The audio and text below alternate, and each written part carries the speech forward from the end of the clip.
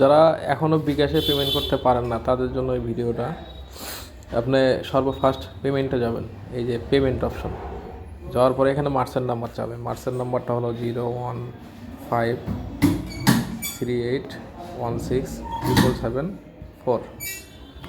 এটা দেওয়ার পরে যেহেতু আছে একের থেকে এই যে নাম শো করবে আশরাফুল ক্যাবেল, এটা দেওয়ার পরে আপনি অ্যামাউন্ট সিলেক্ট করবেন, আপনার প্যাকেজ যত টাকা অত টাকা। ঠিক আছে, সাপোজ আমি 100 টাকা ইয়ে করলাম। আচ্ছা, এই যে এখন রেফারেন্স, এই রেফারেন্স হবে, এই রেফারেন্সে আপনার কাস্টমার আইডি দিবেন। কাস্টমার আইডি আর ইউজার নেম কিন্তু এক নয়।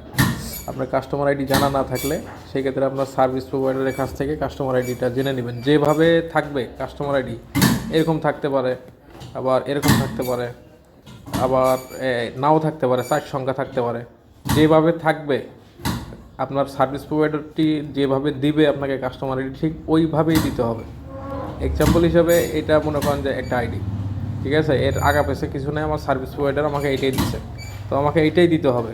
এক্সট্রা কোনো কিছু লেখা যাবে না বা এক্সট্রা কোনো কিছু দেওয়া যাবে না। এরপরে আপনি পিনকোড দিয়ে দেবেন, অটোমেটিক্যালি সেই আইডিটা চালু হয়ে যাবে।